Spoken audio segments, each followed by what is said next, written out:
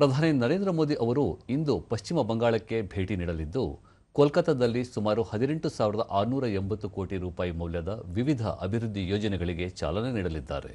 ಸುಮಾರು 16,990 ಕೋಟಿ ವೆಚ್ಚದ 420 ಕಿಲೋಮೀಟರ್ಗೂ ಹೆಚ್ಚು ಉದ್ದದ ರಾಷ್ಟ್ರೀಯ ಹೆದ್ದಾರಿ ಯೋಜನೆಗಳ ಉದ್ಘಾಟನೆ ಮತ್ತು ಶಂಕುಸ್ಥಾಪನೆ ನಡೆಯಲಿದೆ.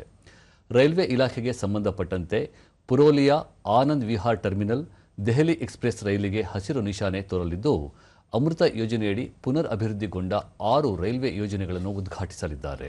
ಬೆಲ್ದಾ ದಂತನ್ ನಡುವಿನ 16 ಕಿಲೋಮೀಟರ್ ಉದ್ದದ 3ನೇ ರೈಲ್ವೆ ಮಾರ್ಗವನ್ನು ಲೋಕಾರ್ಪಣೆಗೊಳಿಸಲಿದ್ದು, ಕಲೈಕುಂಡ ಮತ್ತು ಕಾರ್ನಿ ಮೊಹಲಿ ನಡುವೆ ಸ್ವಯಂ ಚಾಲಿತ ಸಿಗ್ನಲಿಂಗ್ ವ್ಯವಸ್ಥೆಗೆ ಚಾಲನೆ ನೀಡಲಿದ್ದಾರೆ.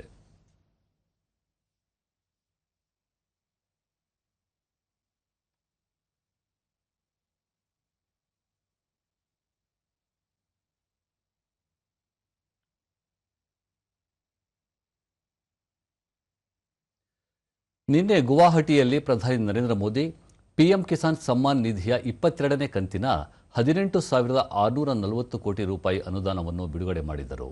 ಇದೇ ವೇಳೆ 19,500 ಕೋಟಿ ರೂಪಾಯಿ ಮೊತ್ತದ ವಿವಿಧ ಯೋಜನೆಗಳಿಗೆ ಚಾಲನೆ ಮತ್ತು ಶಂಕುಸ್ಥಾಪನೆ ನೆರವೇರಿಸಿದರು. 150 ಮೆಗಾವ್ಯಾಟ್ ಜಲವಿದ್ಯುತ್ ಯೋಜನೆಗೆ ಚಾಲನೆ ನೀಡಿದರು.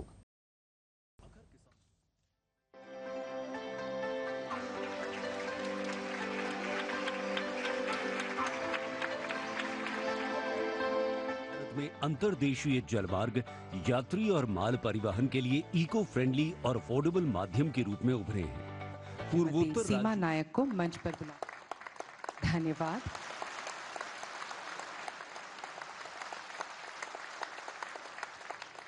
मैं माननीय प्रधानमंत्री महोदय से निवेदन कर